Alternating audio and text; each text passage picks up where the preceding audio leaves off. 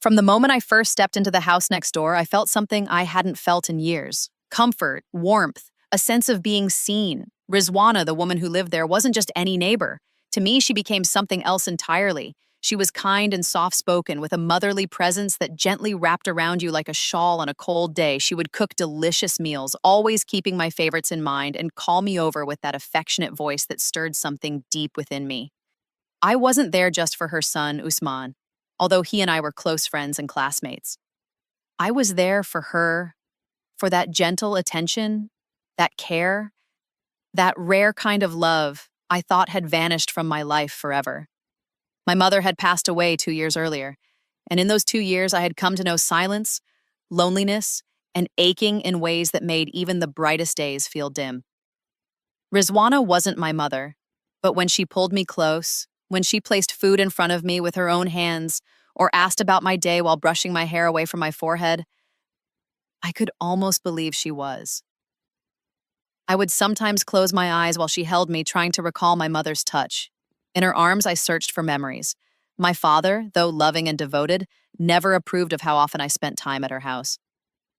"Why are you always next door, Ikhlaq?" he would say, his voice more tired than angry. "You should play outside with the other kids, or ask Usman to come here instead. It doesn't look good, son. People might talk." But I had my excuses ready. "She doesn't let us play outside," I'd say. "And Usman doesn't like coming here. Besides, Auntie makes really tasty food, even nuggets, just for us." He would look at me, that familiar flicker of amusement playing at the corner of his mouth. "Still," he'd sigh, "it's not good to visit someone's house too often." What he didn't realize was that Rizwana Auntie wasn't just someone's mother to me. She was becoming the missing piece I had lost when my own mother had left this world. When my mom was alive, Rizwana used to visit us too. Their friendship was real, though brief. But after her passing, things shifted. My visits to her house became more frequent. My attachment deepened. Rizwana never pushed me away. In fact, she seemed to want me there. Sometimes she'd whisper, "If I had my way, I'd keep you with me always." And then she'd kiss my cheeks, stroke my hair, pull me into her lap and say things that made my heart swell with emotion I didn't understand. I believed she truly loved me. That in some way she had taken the role of mother that I so desperately needed filled. Even though my father warned me, nothing could stop me from going back. That house, her presence, it had become a refuge. As time passed, my attachment to Rizwana Auntie only deepened. She became more than a neighbor, more than a friend's mother. She became a silent guardian of my aching heart. But life had its own challenges, especially in school. Math had become a nightmare. No matter how hard I tried, I just couldn't make sense of the numbers. My father, though loving, was too busy handling business and home responsibilities. Ever since my mother's passing, he never remarried.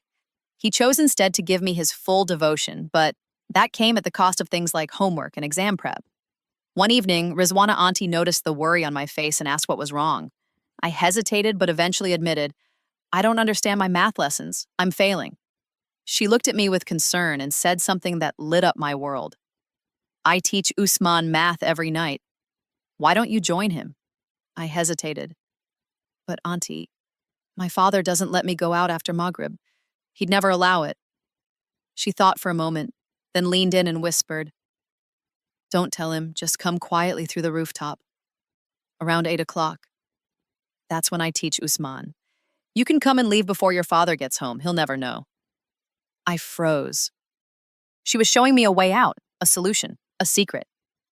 At first I was scared. "What if he finds out?" She smiled calmly and said, "Then I'll take all the blame. I'll tell him it was me who called you. Don't worry, my child, just trust me." And I did. Without a second thought, I hugged her tightly. She was always ready to do anything for me. That very night, after the household quieted down and the servants left, I packed my math books, tiptoed across our rooftop, and climbed over to hers.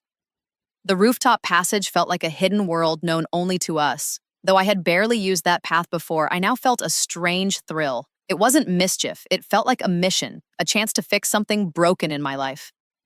That night, sitting beside Usman in her living room, I watched Rizwana Auntie turn into a teacher. Her methods were so clear, her patience endless. With each question solved, I felt a little more confident. The next morning, I walked into class with a new hope. We had a math test that day, and when the results came back, I had scored among the highest. I couldn't believe it. My eyes sparkled as I rushed home to show my father the test paper. He flipped through it again and again, eyes wide with disbelief. How did you improve this fast? Are you telling the truth? I studied hard, I said quietly, avoiding the details. He smiled, kissed my forehead, and said, I'm proud of you. Just keep going like this. A part of me wanted to tell him the truth, that it was Rizwana Auntie who saved me. But I remembered her words. Don't tell your father. And so I kept our secret safe. The next evening, I returned to Rizwana Auntie's home the same way, through the quiet rooftop like a secret traveler. The cool air brushed against my cheeks as I carefully made my way across. There was a strange joy in it now, like I was slipping into a hidden world that belonged only to me and her. She greeted me with her usual warm smile, her eyes shining with pride.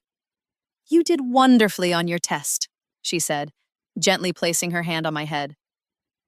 I'm so happy for you, my child. I owe it all to you, Auntie, I replied with genuine gratitude. She cupped my face and said, Tonight, we celebrate. I'll make something special for you. There was something comforting in her promise. She always had a way of making me feel seen. Just as I sat down with my books, she disappeared into the kitchen. Moments later, she returned with a chilled glass of a light pink drink. This is for you, she said with a smile. Specially made. I took the glass, thanked her, and took a sip.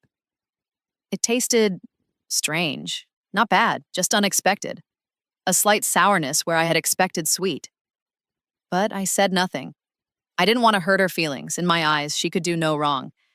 Even if something felt off, my heart refused to question her intentions.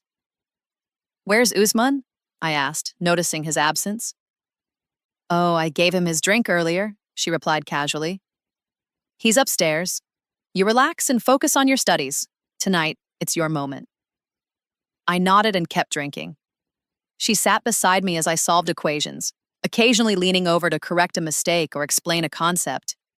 Her presence was calming, her voice steady, her tone always encouraging.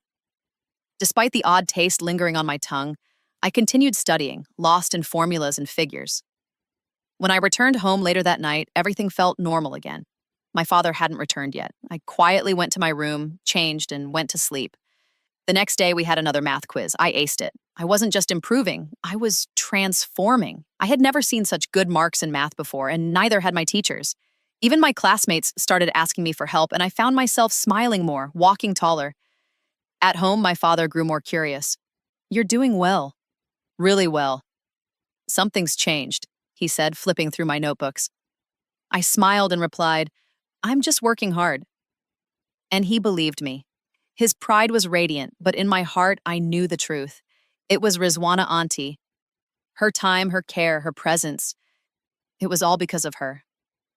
I wanted to tell him, but her voice echoed in my mind, don't tell him. He won't understand. He'll stop you. And I feared that more than anything. I had found something precious in her home, guidance, warmth, and a sense of belonging. I wasn't ready to let it go. Nearly 3 weeks passed this way. Every evening, after the house had gone still and the servants had left, I would cross over the rooftop with my books, feeling the crisp night air and the thrill of a secret known only to two hearts, hers and mine. My grades continued to rise, and so did my father's pride. Yet the weight of the secret pressed deeper into me, though I had grown comfortable carrying it. One evening, I climbed over as usual, but the atmosphere inside Rizwana Auntie's house felt different. Quieter, too quiet. Where's Osman? I asked, taking off my slippers. She smiled, but something in her smile didn't quite reach her eyes. He's gone to his aunt's house for a few days. There's no one here tonight but me. Oh, I said, a bit surprised. Then maybe I'll go back. We can study when Usman returns. I turned to leave, suddenly uncomfortable with the stillness of the house. But she gently grabbed my hand and said, No, stay. I've been feeling so lonely. The silence is too much. Just sit with me. Talk to me for a little while. Her voice was soft, almost pleading. I hesitated but sat down on the rug near her. Uncle hasn't come back either? I asked, realizing I had never seen him once in the years we'd lived as neighbors. She shook her head slowly, her expression turning distant. No, he went abroad years ago. He says he'll come back after 5 years. But deep down, I know he never will. I don't even remember what it feels like to sit across from him and talk. A strange heaviness filled the room. Her eyes glistened in the dim light and a deep sigh escaped her lips. Usman misses him a lot. But since you started coming, he's been happier. You've brought life back into this house. I looked at her, unsure of what to say. Her sadness was too real to ignore. I gently took her hand. I'll always be there for Usman. And for you. She turned her face to me and smiled with a tenderness that made my heart ache. I know, my child. That's why I feel so close to you. You remind me of something I lost. Someone I once held in my arms. Before I could respond, she leaned forward and kissed my cheek. You're very dear to me. Her words hung in the air like perfume, sweet, heavy, impossible to ignore. Then she said, Come with me to my room, it's getting cold here. We'll sit and talk where it's warm. Something in me hesitated. But I stood up. It was just a room, I told myself. Just a conversation.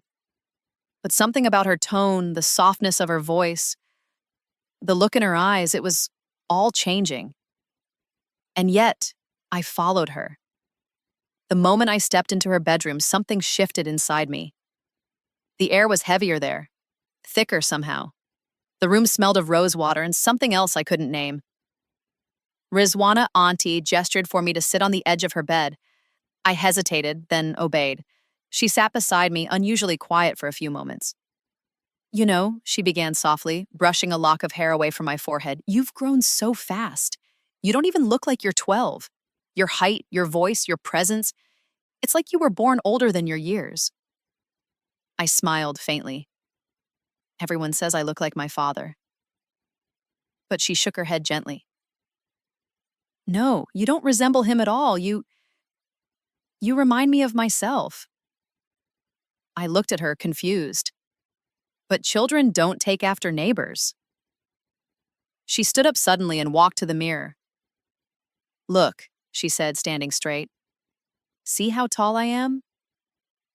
That's where your height comes from. Not from your father, not from anyone else. I let out a small laugh, trying to lighten the moment. But I'm a boy, Auntie. She turned back and walked toward me slowly. I'm not just your auntie, my child, she said in a whisper. I've always told you, you're special to me. Do you know why? Her words were beginning to feel strange, layered with a warmth that now felt too intense, too personal. She sat down again, closer this time. I could feel her breath on my arm. You've brought life back into this house, into my heart, she said. Ever since the day I saw you, I knew. My heartbeat grew louder in my ears. Something wasn't right. Then she wrapped her arms around me, pulling me into a tight embrace, tighter than ever before. Tonight, she said softly, I want to keep you near me. Osman's not here. No one else is here. Just you and me. I want this night to be ours. I tensed. Her grip was too strong now. I tried pulling away gently at first, then more firmly. Auntie, I said, nervous, it's getting late. I should go. My father will be home soon. She didn't answer. She stood up instead, walked to the door, and locked it with a quiet click. You're not going anywhere tonight, she said. I've waited so many years for this moment. Just stay, just once. Let me feel what I've longed for. Panic surged through me. I stood up, breath shallow, backing away from her. Please, I need to go, I said. He'll be looking for me. But she reached for my arms, held them tightly, so, don't be afraid, I'll never hurt you. I love you more than you can imagine. Her face was filled with emotion, love, longing.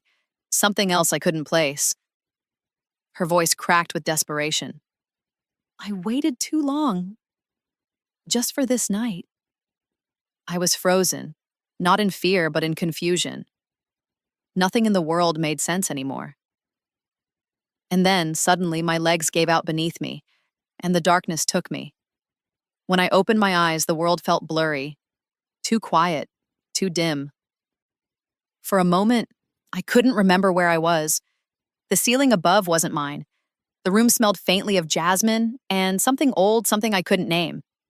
Then it all came rushing back, the locked door, her hands around my arms, the strange heaviness in my chest before everything went dark. I sat up in a panic, the blanket sliding off me. My head throbbed slightly. My eyes darted across the room and landed on Rizwana Auntie. She was sitting silently in the corner, her eyes fixed on me, calm as still water. You're awake, she said softly, standing and walking toward me with slow steps. I've been watching you sleep. You looked peaceful, just like when you were a baby. My stomach turned. I glanced at the clock on her wall, 8 hunk a.m. My heart dropped. I had stayed the entire night. Did my father come looking for me? I asked, voice shaking. She smiled gently. Yes, he knocked. I told him Osman went to his aunt's and I hadn't seen you. He believed me. I stood up abruptly. Why would you lie? Why wouldn't you just tell him I was here? Her expression didn't change. She walked closer and placed her finger on my lips. Shh, don't raise your voice. You don't need to worry anymore. You're here, with me. Where you belong. I stepped back, trying to breathe. Auntie, please let me go. This isn't right. My father must be sick with worry.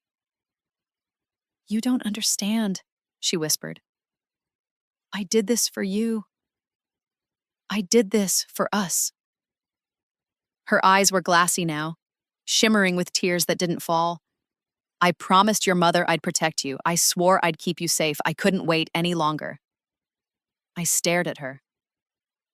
Promised my mother? What are you talking about? Her lips quivered. Because I am your mother. The room tilted. The air turned to smoke. My breath caught in my throat. No. My mother is dead, I whispered. She nodded. Yes, but I gave birth to you. You were taken from me, given away. And I've waited all these years to have you back. My legs trembled beneath me. She reached out to steady me, but I stepped back. You're lying. I'm not. Ask your father. If he's brave enough, he'll tell you the truth. Her voice cracked with something that sounded like pain or madness. You were never his child. You were mine. Given away like a deal, like a sacrifice. I couldn't process what she was saying. I just needed to leave. I stumbled toward the door, but she moved faster, locking it again. You don't understand, she said, trembling now. They stole you from me. I only wanted one night, one moment, to hold my son again. I looked at her, unable to move, unable to speak. I am your mother, she said again, and I'm not letting you go. I stood frozen near the door, my hand hovering just inches from the locked handle, my heart beating so hard I thought it might break through my ribs. Rizwana Auntie, or whoever she really was, sat me down gently on the edge of the bed once more. Her voice had softened, but her grip on my reality was growing tighter. Let me tell you everything, she said, eyes distant but burning with long-buried memory. You deserve to know. I didn't resist. Maybe I should have. But something inside me, curiosity, fear, confusion, kept me rooted to the spot.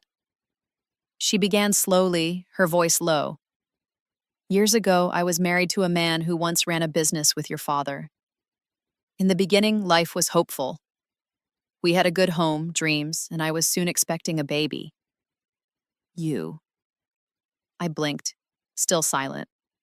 But things changed, she continued. The business failed. Everything crumbled. Your father's business flourished while my husband's went into ruins. He grew angry, bitter. He blamed me for all of it. I became a punching bag for his frustrations, his failures. She paused, tears now tracing the corners of her eyes. And then, when you were born, something happened that shattered me completely. My husband, your supposed father, struck a deal with his old friend. He gave you a way to restart his business. Sold you like a possession. Her words were sharp, brutal, hard to believe. I screamed, I begged, I clung to you with everything I had, she said, her voice trembling. But he tore you from my arms and gave you to the man you now call your father. I shook my head slowly. No, my father would never. He didn't know, she cut in gently. He didn't know the pain behind that deal. He only knew he was raising a son. He never saw my face. He never met me. When he visited, it was always through the drawing room. Even during the wedding, he never laid eyes on me. He didn't recognize me when we became neighbors, but I recognized him. The room spun. My husband died in an accident shortly after. I was left alone, barren.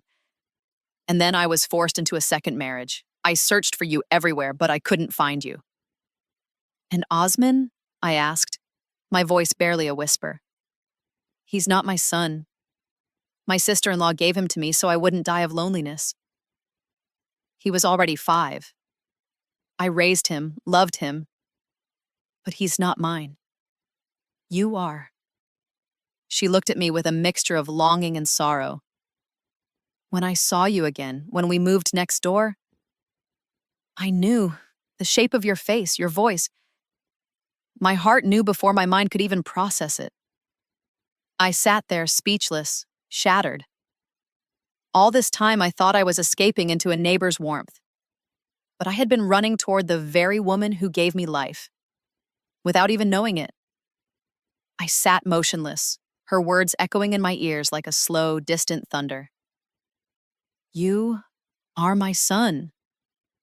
The sentence had cracked open something inside me. My chest felt tight, not from fear now, but from the burden of 2 truths pulling in opposite directions. She was still speaking, her voice soft and broken. When I realized your mother was dying, I stopped myself from interfering. I couldn't take you away when she was already losing everything. It would have destroyed her. But in her final days, I told her everything. I asked for her forgiveness, and I made her a promise. I turned my eyes toward her, my throat dry. You promised her... What? To look after you, she replied, her hands shaking. To stay near, to love you, even from a distance. And I did, but over time I couldn't help myself. I started calling you over, cooking for you, teaching you, holding you close, and every day it became harder to let go. The ache in her voice was real. I could hear it. I could feel it. I stood up slowly. Auntie, or I don't even know what to call you now. I understand your pain, I really do. But I have someone who raised me, who stayed up all night when I had a fever, who held my hand on the first day of school, who kissed my forehead and told me I'd be okay. That's my father. Tears welled in her eyes. I'm not asking you to choose, she whispered. I'm just asking you to know the truth, to let your heart remember what your body never could. I lowered my head. I guess I can't stay here. He'll be looking for me. She walked toward the door, her hands trembling as she unlocked it. I won't stop you. But if you walk out now, promise me one thing. I looked up and call me Mama. Just once, let me hear it, let me feel it. My lips quivered. I closed my eyes. Mama, I want to go home. Her eyes closed as if she had received a blessing. Then go, she said, stepping aside. And I walked out, leaving behind not just a house, but a heart that had waited years for mine to remember. I climbed down the rooftop the same way I had come so many nights before, but everything felt different now. The morning sky was pale and quiet, but inside me a storm was churning.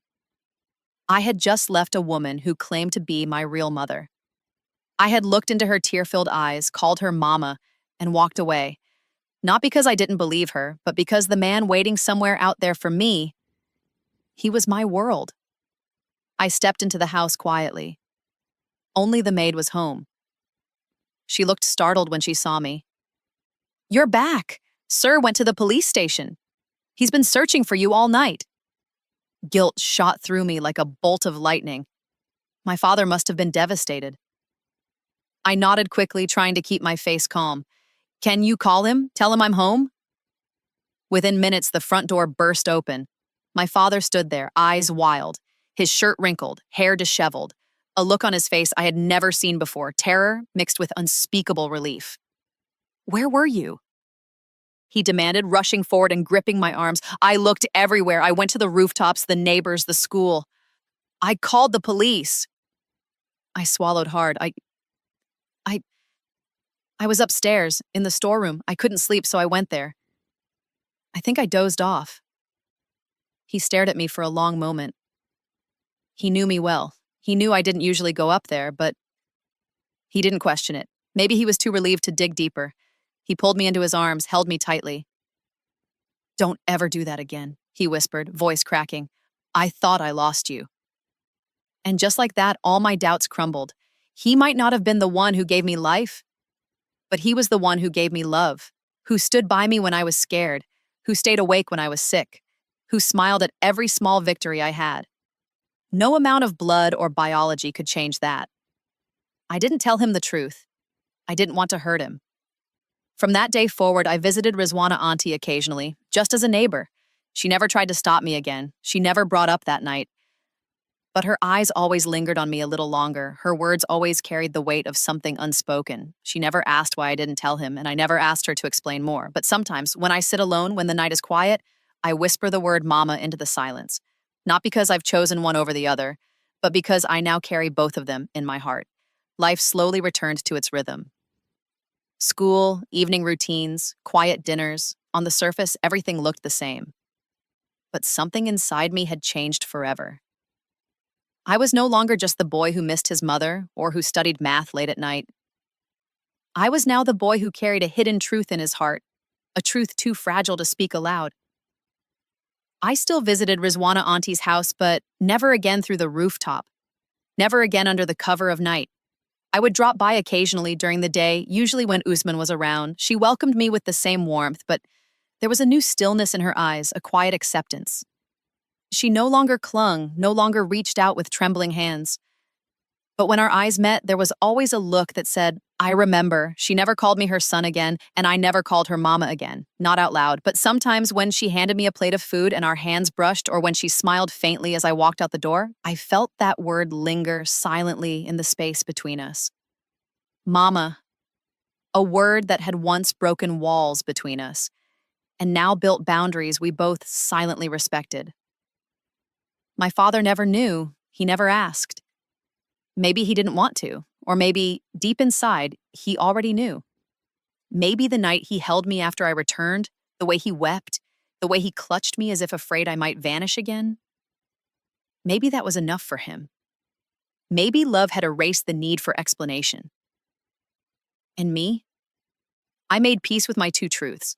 The woman who raised me, who stood by me every day, was the only father I ever needed. And the woman who bore me, who lost me and found me again, was the quiet sorrow I now carried gently in the folds of memory. Sometimes I look at both of them, him sitting in the garden, reading the newspaper, and her watering her plants next door, and I wonder what fate had in mind when it spun us into this tangled story. Was I stolen, or was I saved? Maybe both. Today I walk through life carrying both names in my soul, the one who taught me how to hold a pencil, and the one who taught me what it means to be missed before you're even gone. And I ask myself often, did I do the right thing? Should I have told him? But each time I return to the same answer. Sometimes love doesn't need to be spoken. Sometimes it's enough to simply remain.